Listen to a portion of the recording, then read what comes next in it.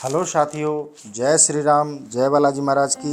आपका हमारे YouTube channel Hanumant कृपा 0005 में स्वागत है। साथियों, प्रतिदिन की तरह आज भी हम आपके लिए श्री वाल्मीकि रामायण का पाठ लेकर उपस्थित हुए हैं।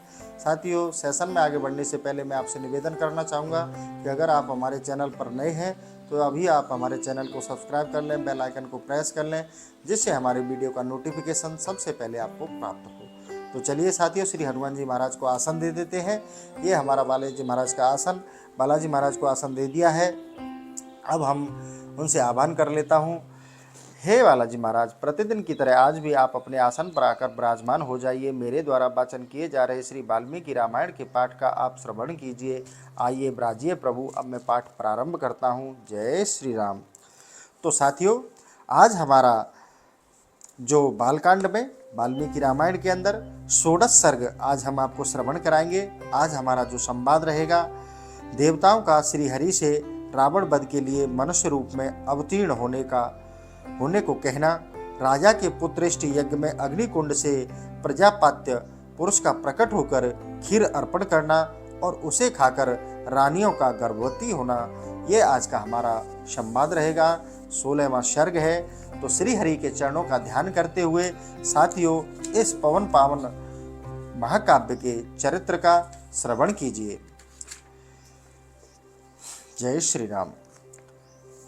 ततो नारायणो विष्णु निरोक्तः सुरसत्तमे जननान् पे सुरानेवं सलक्षणं वचन ब्रवीत।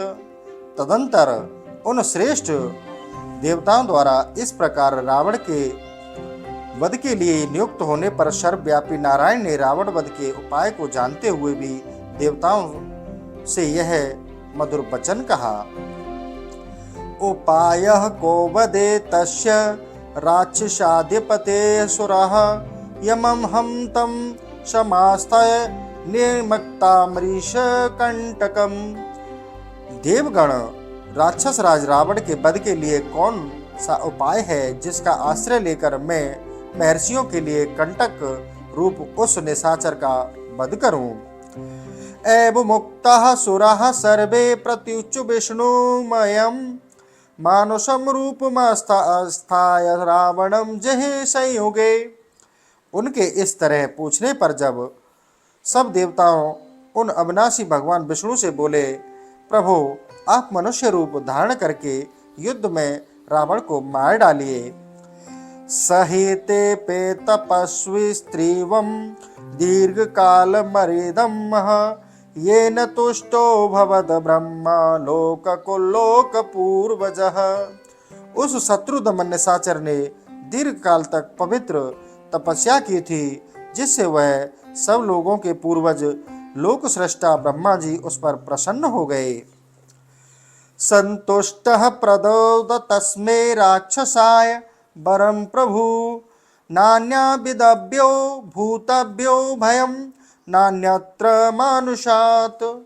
उस पर संतुष्ट हुए भगवान ब्रह्मा ने उस राक्षस को यह वर दिया कि तुम्हें नाना प्रकार के प्राणियों से मनुष्य के सिवा और किसी से भय नहीं है।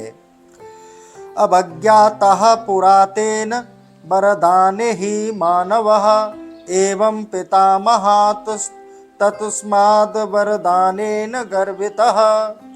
पूर्व काल में वरदान लेते समय उस राक्षस ने मनुष्यों को दुर्बल समझकर उनकी अवहेलना कर दी थी। इस प्रकार पितामह से मिले हुए वरदान के कारण उसका घमंड बढ़ गया था।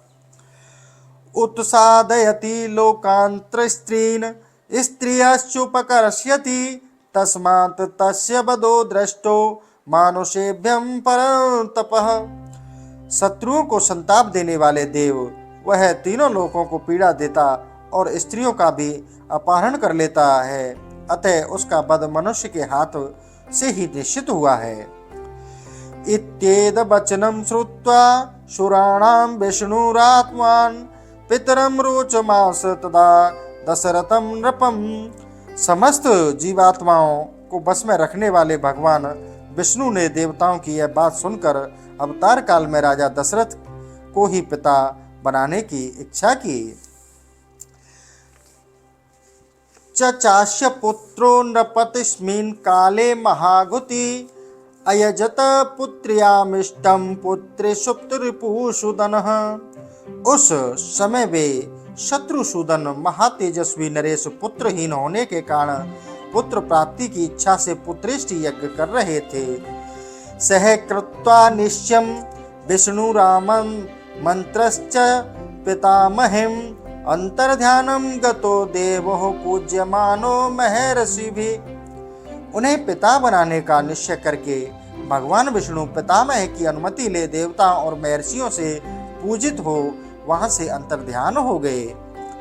ततो वे यजमानस्य पापकादुलप्रभं प्रादुर्भूतं महेदं भूतं महावीर्य महाबलम। तत्पश्चात पुत्रेष्टि यज्ञ करते हुए राजा दशरथ के यज्ञ में अग्निकुंड से एक विशालकाय पुरुष प्रकट हुआ। उसके शरीर में इतना प्रकाश था जिसकी कहीं तुलना नहीं होती। उसका बल पराक्रम महान था। कृष्णं रक्तांबरधरं रक्ताशं दुन्दुभीश्वरवनं स्नगिदहैर्छतुल जनमस्य प्रभुवर्धमूधसं जवम्। उसकी अंग कांति काले रंग की थी। उसने अपने शरीर पर लाल वस्त्र धारण कर रखा था। उसका मुख भी लाल ही था। उसकी वाणी दुंदुभी के समान गंभीर ध्वनि प्रकट होती थी। उसके रोम दाढ़ी मूछ और बड़े बड़े केस चिकने सिंह के समान थे। शुभ लक्षण संपन्नम दिव्य भरण भूषितम शैल श्रृंग समुच्छेदम दत्त प्रसादुल विक्रमम। वह शुभ लक्षणों से संपन्न, दिव्य आभूषणों से विभूषित, शैल शिखर के समान ऊंचा और गर्वीले सिंह के समान चलने वाला था। दिवाकर समाकारम दीप्त नखशिकोपमं तप्तं जामूनदमयं राजतांत परिच्छदाम दिव्य पायास संपूर्णां पात्री पत्रिमें प्रियां प्रगृहा विपुलां दौर्भार्यां स्वयं मायामयीं। उसकी आकृति सूर्य के समान तेजोमयी थी। वह प्रज्वलित अग्नि की लपटों के समान देदीप्यमान हो रहा था। उसके हाथ में तपे हुए जम्बूनाद नमक स्वर्ण की बनी हुई परात थी जो चांदी के ढक्कन से ढकी हुई थी। वह परात थाली बहुत बड़ी थी और दिव्य खीर से भरी हुई थी। उसे उस पुरुष ने स्वयं अपनी दोनों भुजाओं पर इस तरह उठा रखा था मानो कोई रसिक अपनी प्रियतमा पत्नी को अंग में लिए हो। वह अद्भुत परात मायामयी सी जान पड़ती थी। समवेक्षा ब्रवीत वाक्यामिदं दशरथ नृपं प्रजापात्यं नरम विद्धि महाभिज्ञातम नृपः। उसने अब राजा दशरथ की ओर देखकर कहा, नरेश्वर, मुझे प्रजापति लोक का पुरुष जानो। मैं प्रजापति की ही आज्ञा से यहाँ आया हूँ। ततः परम तदा राजा प्रत्युवाच कृतांजलि भगवन स्वगतम ततेस्तु किमहेम करवाणि ते। तब राजा दशरथ ने हाथ जोड़कर उससे कहा, भगवन, आपका स्वागत है। कहिए मैं आपकी क्या सेवा करूं। अथो पुनरिदं वाक्यम प्रजापत्यो नरो ब्रवीत राजांतर चरित्रता देवनध प्राप्तिमिदं त्वः। फिर उस प्रजापत्य पुरुष ने पुनः यह बात कही, राजन, तुम देवताओं की आराधना करते हो, इसलिए तुम्हें आज यह वस्तु प्राप्त हुई है। इदं तुम नृपासादूल पायसम देव निर्पितम प्रजाकरम ग्रहण त्वम धन्यमारोग्य वर्धनम। नृपश्रेष्ठ, यह देवताओं की बनाई हुई खीर है जो संतान प्राप्ति कराने वाली है। तुम इसे ग्रहण करो। यह धन और आरोग्य की भी वृद्धि करने वाली है। भार्याणान रूपाण स्रोतेति प्रक्षवे तासु त्वं लपश्यते पुत्रान यतर्थ यजसे नृपः। राजन, यह खीर अपनी योग्य पत्नियों को दो और कहो, तुम लोग इसे खाओ। ऐसा करने पर उनके गर्भ से आपको अनेक पुत्रों की प्राप्ति होगी जिनके लिए तुम यह यज्ञ कर रहे हो। ततेति नृपति प्रीति शिरसा पतिग्रहताम पातृदेवान्त सम्पूर्णः देवान्त हिरण्मयी अभिवाद्य च ददौ मद्युक्त प्रिय दर्शनम मुदा परम मया युक्त चस्यकारम प्रदीदक्षिणम। राजा ने प्रसन्नता पूर्वक बहुत अच्छा कहकर उस दिव्य पुरुष की दी हुई देव अन्न से परिपूर्ण सोने की थाली को लेकर उसे अपने मस्तक पर धारण किया। फिर उसको लेकर अपने अद्भुत एवं प्रिय दर्शन पुरुष को प्रणाम करके अब बड़े आनंद के साथ उसकी परिक्रमा की। ततो दशरथः प्राप्य पायसम देव निर्वतम बभूव परम प्रीतः प्राप्य व्यक्तमेवाधन तदतस्तदुतक प्रख्यम भूतम परम भाष्यवरम शंभतिरिष्दिक्या तत् कर्म तद्देत्रवात्र धीयत। इस प्रकार देवताओं की बनाई हुई उस खीर को पाकर राजा दशरथ बहुत प्रसन्न हुए, मानो निर्धन को धन मिल गया हो।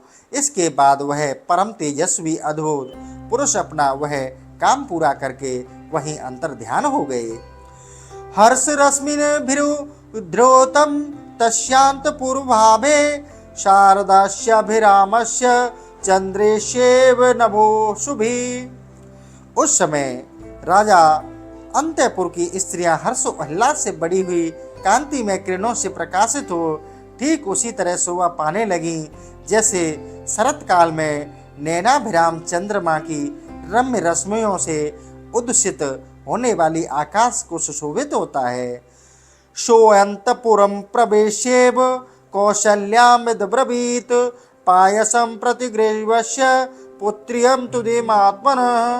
राजा दशरथ वह खीर लेकर अंतःपुर में गए और कौशल्या से बोले, हे देवी, यह अपने लिए पुत्र प्राप्ति कराने वाली खीर ग्रहण करो।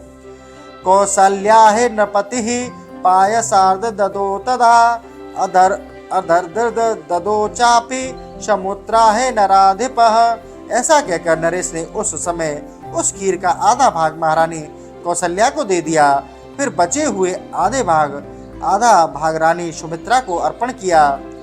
के चा विशिष्टार्ध तदो पुत्र कारणात् प्रददो चावशिष्टार्ध पायस्यामृतोपम अनुचित्य सुमित्रा वे पुनरेव महामतिः एवं तासाम ददो राजा वारणाम पायसम पृथक।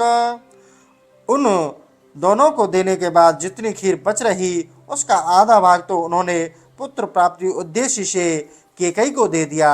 तत्पश्चात उस खीर को अभिष्ट आधा भाग उस अमृतपम भाग को महाबुद्धिमान नरेश ने कुछ सोच विचार कर पुनः सुमित्रा को ही अर्पित कर दिया। इस प्रकार राजा ने अपनी सभी रानियों को अलग अलग खीर बांट दी। तास्य चैव पायस प्राप्य नरेन्द्रस्यो मित्रस्य सम्मानम मेनरे सर्वः प्रहर्दसो चेतसः। महाराज की उन सभी साध्वी रानियों ने उनके हाथ से वह खीर पाकर अपना सम्मान समझा। उनके चित्त में अत्यंत हर्ष उल्लास छा गया। ततस्तुता प्राश्य ततमस्त स्त्रियो महीपते तेरुमक्त पायसम पृथकः हुतांसनादित्य समान तेजसो उचेरेण गर्भान प्रतिपेदते तदा। उस उत्तम खीर को खाकर महाराज की उन तीनों साध्वी महारानियों ने शीघ्र ही पृथक पृथक गर्भ धारण किया। उनके गर्भ अग्नि और सूर्य के समान तेजस्वी थे। ततस्तु राजा प्रतिवीक्षता स्त्रियः प्रगुणो गर्वः प्रतिलब्ध मानसः विभुव हर्ष्य स्त्रीविद्यो यथा हरिः सुरेंद्र सिद्ध ऋषिगणा पूजितः।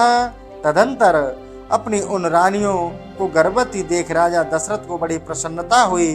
उन्होंने समझा मेरा मनोरथ सफल हो गया। जैसे स्वर्ग में इंद्र सिद्ध तथा ऋषियों से पूजित हों, श्री हरि प्रसन्न हों, उसी प्रकार भूतल में देवेंद्र सिद्ध और महर्षियों से सम्मानित हो राजा दशरथ संतुष्ट हुए। इत्यार्षे श्रीमद् रामायणे वाल्मीकि आदि काव्ये बालकांडे षोडश सर्गः। इस प्रकार वाल्मीकि निर्मित आर्ष रामायण आदि काव्य बालकांड में 16वां सर्ग पूरा हुआ। तो साथियों, आज हमारा बालकांड में श्री वाल्मीकि रामायण के बालकांड में आज 16वां सर्ग पूर्ण हो चुका है। कल आपके लिए 17वां सर्ग लेकर उपस्थित होंगे। इसी के साथ आज का हम सेशन समाप्त करते हैं। साथियों, आपसे आशा करते हैं कि आप कमेंट के माध्यम से बताया करें कि आपको हमारा जो प्रयास है कैसा लगा। तो साथियों, इसी के साथ आज का सेशन समाप्त करते हैं। जय श्री राम, जय बालाजी महाराज की।